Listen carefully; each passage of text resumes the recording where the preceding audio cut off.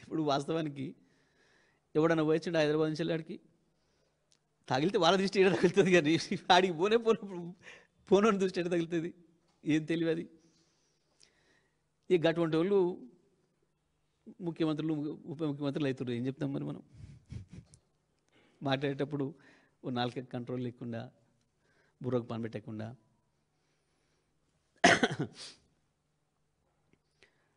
రోజు వస్తే వచ్చిపోయేటోళ్ళు వందలాది వేల మంది అక్కడి నుంచి వాళ్ళు హైదరాబాద్ను చూసేది వాళ్ళు.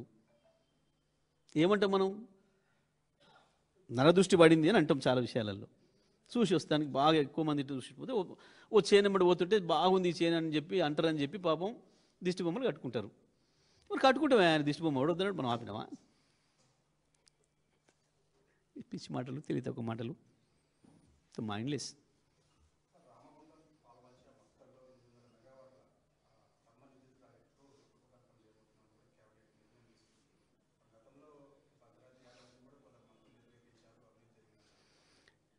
వీళ్ళు ఒక మాట చెప్పాలంటే అజ్ఞానులు, మూర్ఖులు.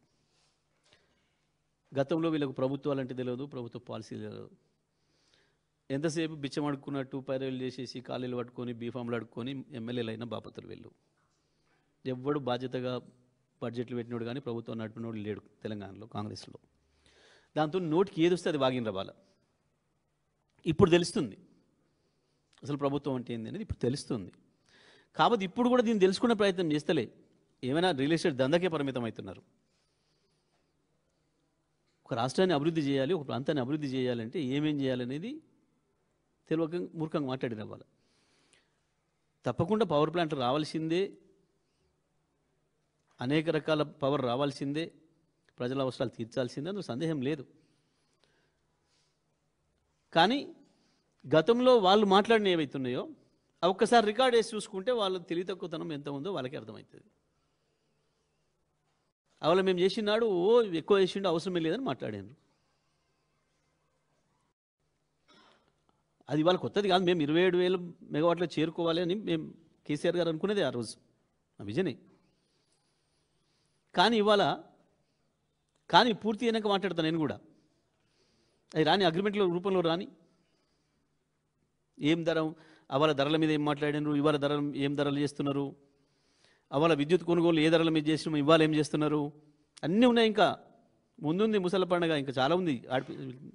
వీళ్ళు చక్కదనాలు బయట పెట్టేది తొందరమే అక్కర్లేదు. చాలా చూస్తాం,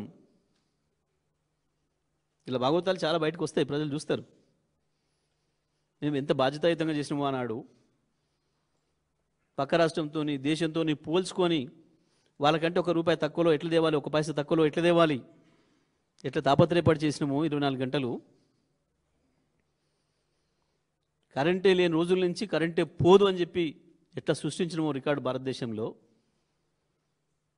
ప్రతిదీ మళ్ళీ ప్రజలకు చూపిస్తాం కళ్ళకు కట్టినట్టు.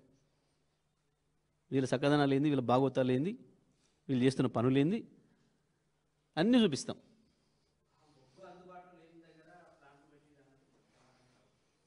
అది అన్ని కథలు చెప్తా, అన్నిటి కథలు చెప్తాం.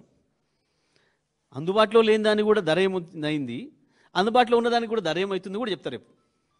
అన్నీ తెలుస్తాం.